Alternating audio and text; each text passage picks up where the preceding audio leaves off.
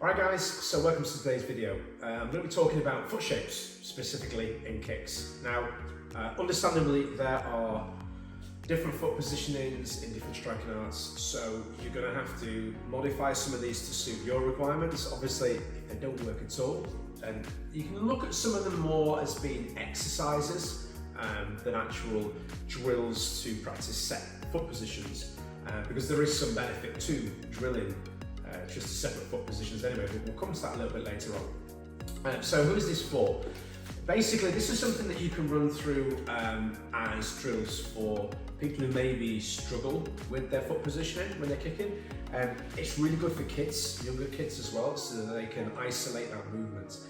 A lot of times when you see people kicking, whether it's videos, photos, or just generally in classes and stuff, you all tend to see when they're transitioning between, say, round kicks and side kicks and hook kicks and things like that, they don't always consider their end foot position because there's different ways that you can hold your feet. And some of the drills do cross over, all right? So they do work between the different types of kicks. So why is it important? Well, the reason why it's important to consider our foot shape is it can be dependent on the type of sparring or striking that you're doing. You'll have a different foot position to suit the different rules or requirements. It's also important for safety, all right? So you've got stability in the ankle joint so that you're not overextending, so that you're not pulling muscles as well. And also for, just if you're looking at it, the aesthetics of it as well, which for some people is important if they're doing training in forms or traditional patterns and things. The position of your foot is important when in context of practicing the form itself. Alright guys, so these first ones I'm going to do from the floor. And the reason for that is that for isolating the foot positions, or for the drills that we're going to be doing, it's easy to do on the floor, especially with little kids. So if you're working with sort of anywhere between sort of 4 to 9-year-olds, if you're doing it on the floor, especially with the younger ones, it just takes away that extra elements of having to think about balancing, and they can really just focus on what it is that they're doing with their feet. Now this first one that we're going to do, there's different variations that you can do, and you can change it to suit the age range that you're working with. And this first one is great for working with the little ones, sort of 4 to 6-year-olds, because you can turn it to a little game as well. So hopefully you can see my feet. I'm just going to move a little bit more just in case. So this first one, we're going to think of it as like accelerator and brake pedals in a car, okay? And we're going to concentrate on working on this toe point, okay? Now, you can say left and right, both, and that sort of thing. Depending on how you're doing this, if you want to mirror it so that you're doing your instructions left and right, I'll leave you to do that in your own time. I'm going to do that just for this video, it's just be easy for you guys watching as well. So the way it would work is you would say either left, and they would pop down and back, right, they would pop down and back, or you would say both, and they would do both, okay? Now, what you can do is you can make it so that it's a fast movement, so they go up and down, or both up and down, okay?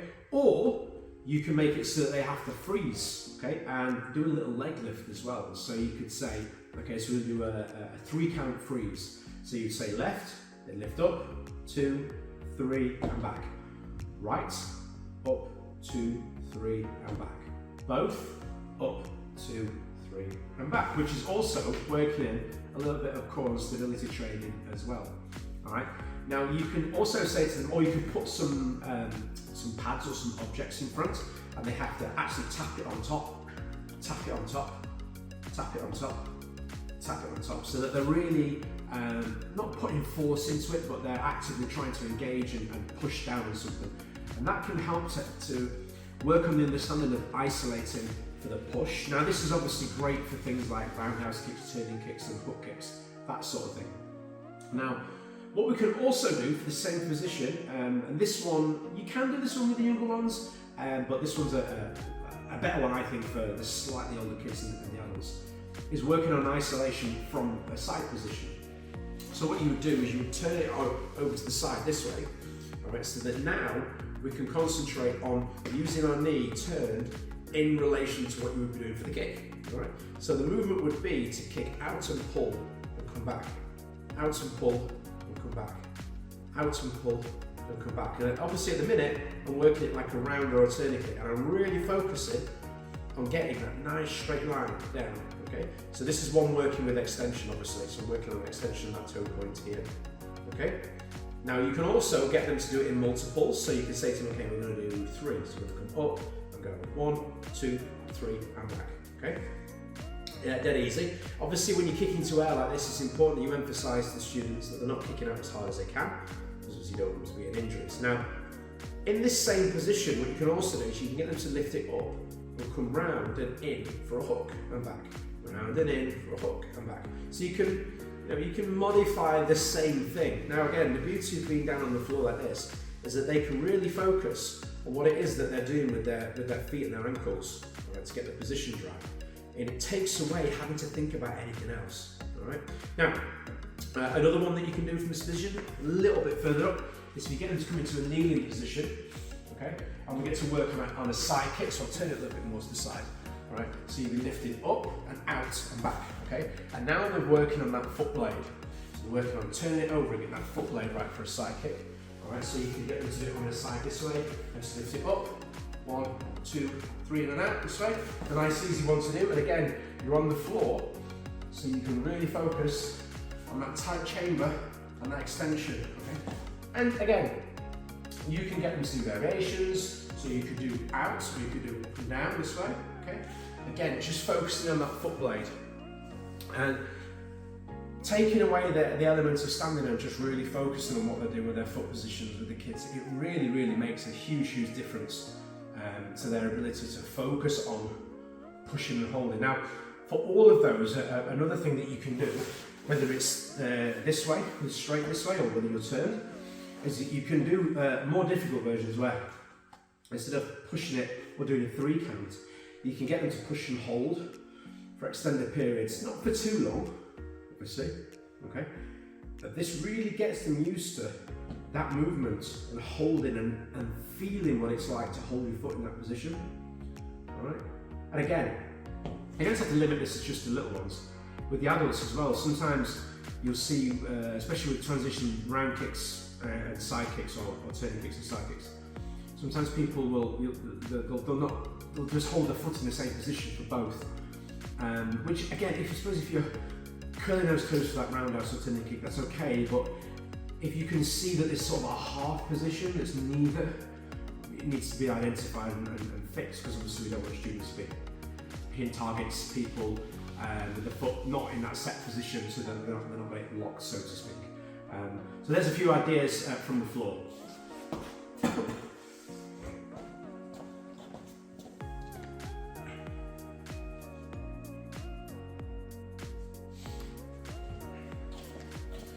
Bring it back up.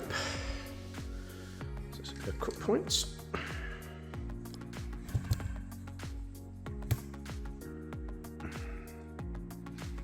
And points up.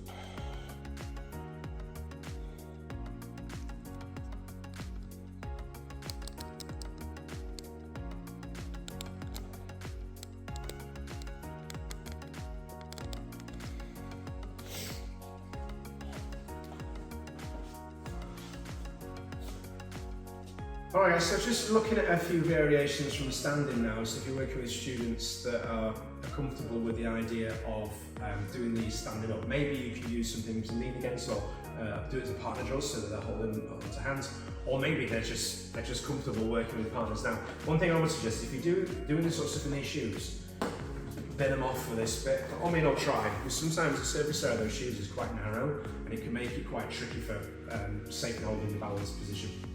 Alright, so slowing everything down. Okay, slowing everything down. All we're going to work on doing is just straight in front. So we're working on coming up. We're going to go side kick, hook kick, round kick, and back down. Again, nice and slow. Okay, nice and slow. And to a certain degree, you're getting the students to think about their foot positioning over actual application of the kick. All right, because we're practicing foot positions here rather than kicks, if that makes sense. All right, so we're just isolating the ankle movement. All right, so again, I'm going to go straight out. I'm going to come round from a hook kick, so it's got that little flex and tap for the foot. Okay, and then I've got my round kick coming out and back. Okay, And we can do, if your students are happy and they've got the control there already, they can just do them all. So they'll be going 1, 2, 3, and back.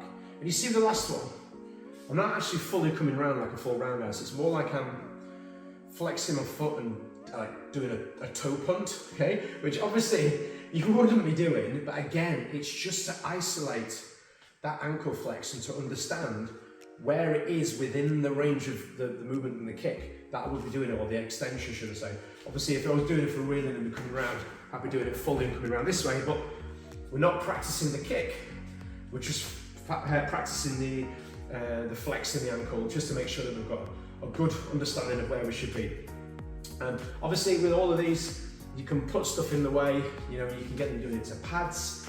If you've got somebody holding a focus pad or a kick pad or something like that, again, you can pop that in the way, so they're coming around and just practicing that little extension flick and round, practicing tap in and round, practicing tap in.